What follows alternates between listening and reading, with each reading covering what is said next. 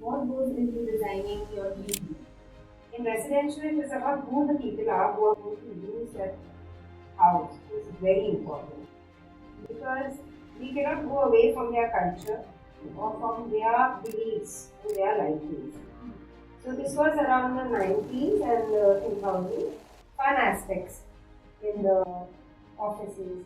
You had gyms, you had interactive game rooms and lavish cafeterias. So that was what kept the people back and made them work more without realizing the hours were everything. Feel like a place where you can work and also have spaces which take care of your well-being really add up to it, and that's the office space I would like to go to work. So when we talk about budgets also, how different they are in a commercial interior versus a residential.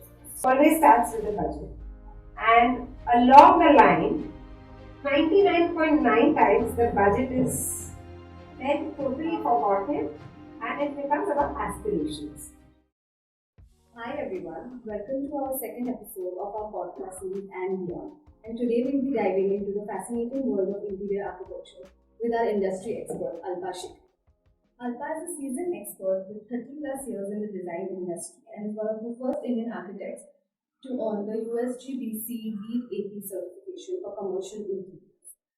A graduate from one of the top Indian architecture schools, she is committed to sustainable design and lifelong learning. I'm your host, architect Devika Ambre, and let's dive in. Hi Alpa, how are you doing? Hi Devika, I'm doing well. I'm so glad to be here and doing what we are doing today. Welcome to our podcast. So our today's topic is, what is the different design approach we take while designing residential spaces or while designing commercial? Okay.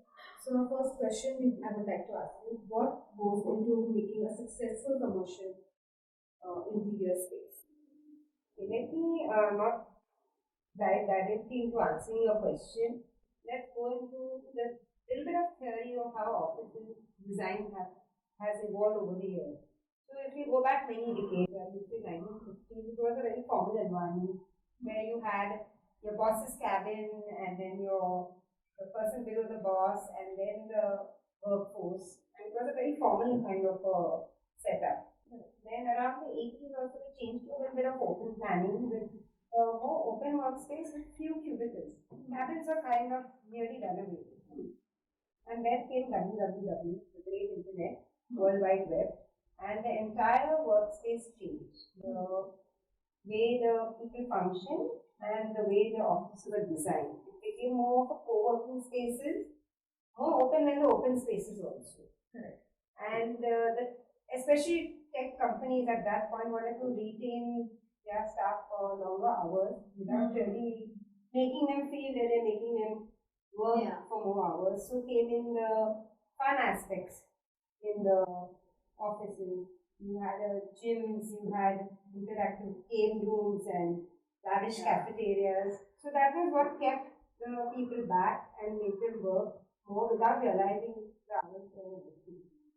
So this was around the 90s and 2000s. And then now we were hit with COVID. It again changed the way people work. And now it is more about the wellness also of the employee. So along with that fun and game, you need productivity, you need focus. And there's a very interesting study about focus. They say when a person is focusing, when their focus is taken away, it takes at an average to 8 minutes to 25 minutes to get back your focus. I mean, that is very interesting because that means so much of production time is gone. Right. In a working day, if people lose their focus, it's like 1 hour of working time that is gone. So I think a combination of having a good productive environment along with a holisticness of wellness and fun is what will make a good office design. So we try to incorporate all these factors into our design to make a good office design. No, I totally agree. I feel like a place where you can work and also have spaces which take care of your well-being really add up to it, and that's the office space I would like to go to work also, which is this space is for me, right? Yeah, that's great. Yeah, that's great. Okay, So, another important question when we're designing offices or commercial spaces is how do you incorporate the branding or the culture of the company itself into the designing act? Yeah, and how do you reflect? It's a very good question. So before we start running into the design, it's important to know the type of office you are designing for. Where I mean the type of office, whether it's a clinic or whether it's a lawyer's office or say a startup tech office. What is it that they are designing and what is their goal? What is their mission? Whom do they want to attract? What do they want to achieve from their employees? So these are important factors, and this helps us a lot in the planning. Like we talked about open offices, closed offices. So some of these functionalities allow us to understand what kind of office has to be planned. Along with that, for branding, we look at the ethos of the company, the branding of the company itself, the colors that they are using, and all this is reflected in the colors around the office, the textures, the type of furniture, the artworks, the installations. So all that together kind of, even the signages, they are kind of linked with the branding of that office. And once everything comes together and is completed, it reflects in that.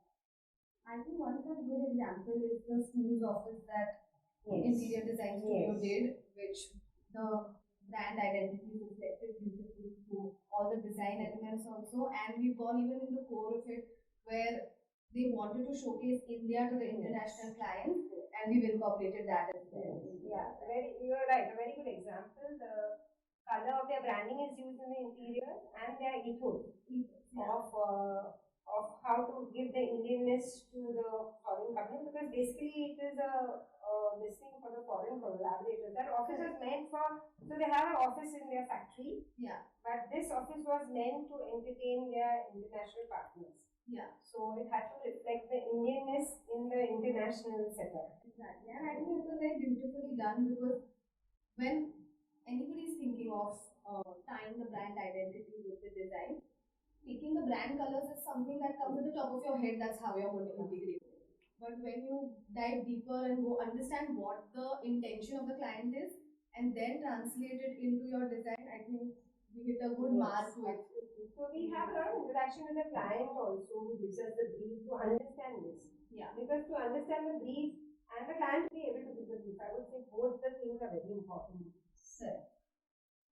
So we've spoken about commercial spaces. I would like to ask you the same question about residential spaces. What goes into designing your dream home? So yeah, that again is a good question.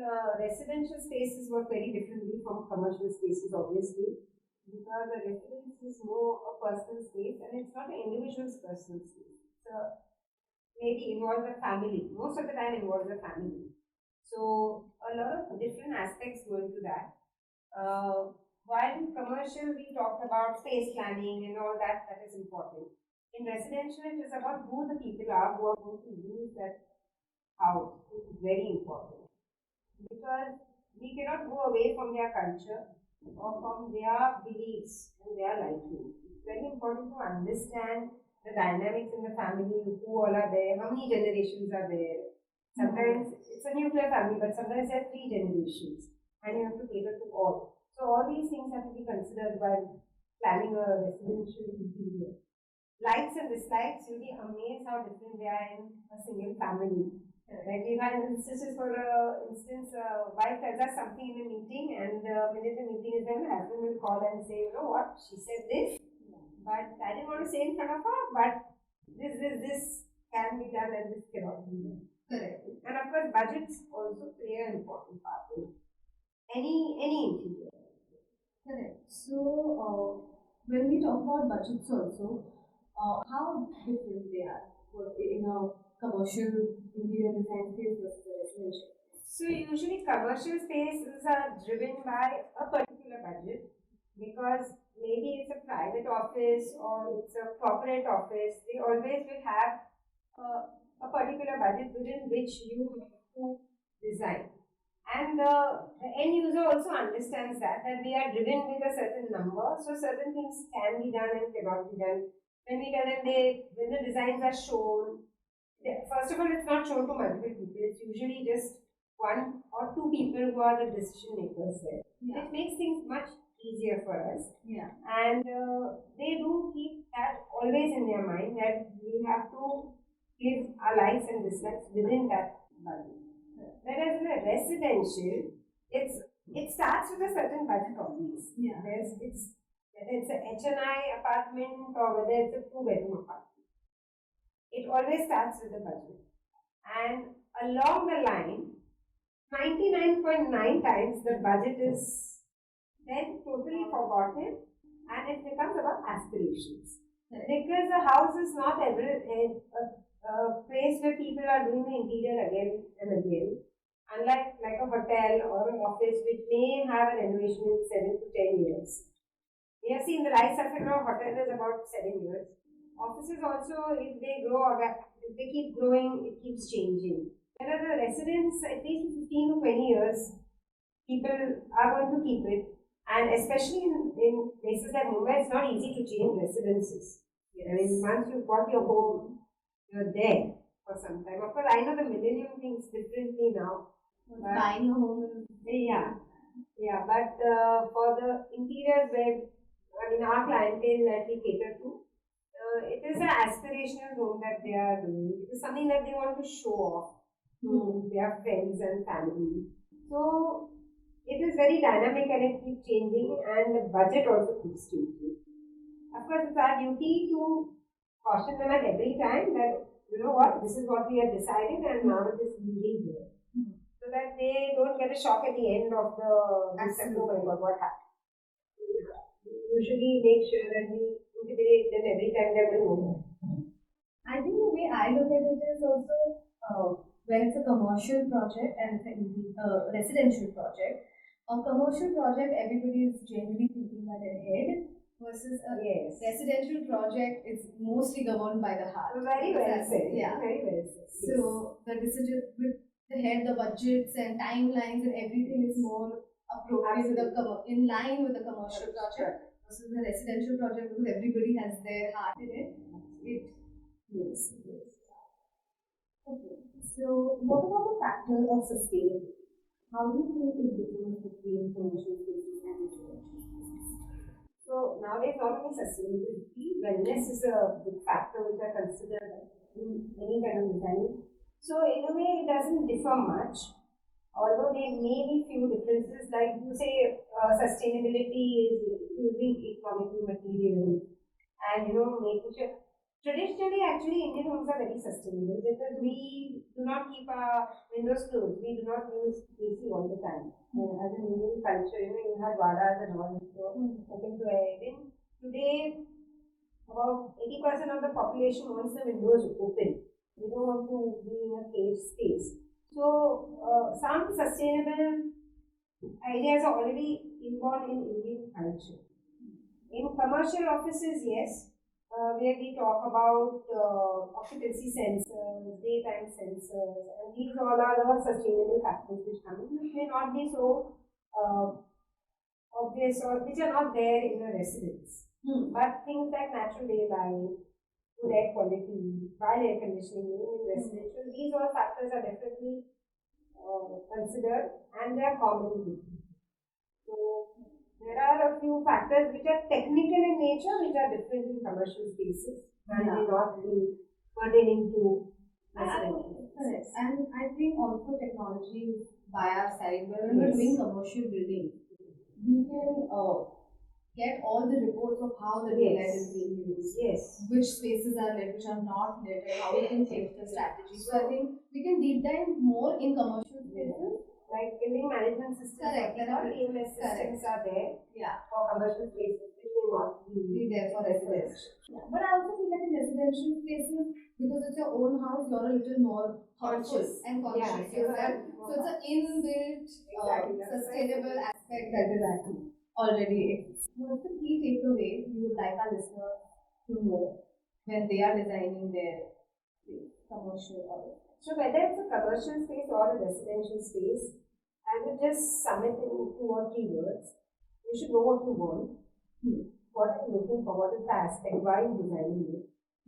What do you want to achieve for it? What is your budget? And what you want to experience. if you look into these factors for yourself, you will be able to come up if you are designing for yourself a bigger space. So I think that the questions are the same, but the answers for a commercial space and a residential space will highly differ, which will then form an index for how we work it. That makes a lot of sense. So, is there anything you would like to say? I would just like to add here one small thing, which I always usually, you might have heard me saying it earlier also, is that as a designer, when you're designing, don't design for yourself, you're designing for the client. I think that is a very important aspect you need to keep in mind. There are people who are obsessed with the style they design in, and it's like my way or highway, but I think it's important to understand the person or the space you are designing for and design for. That makes a lot of sense. So, thank you, Alpa. It was great having this conversation with you. I think you've given us great insight on how we can go forward while designing any interior design space, and we're looking forward for more. Thank you, Devika, for having me here. Thank you for watching, guys. For more of our work and design updates, check out our website or follow us on Instagram. If you have any questions regarding designing, you can drop it in the comment sections below. And stay connected for latest updates and more creative insights. Promise. Thank you.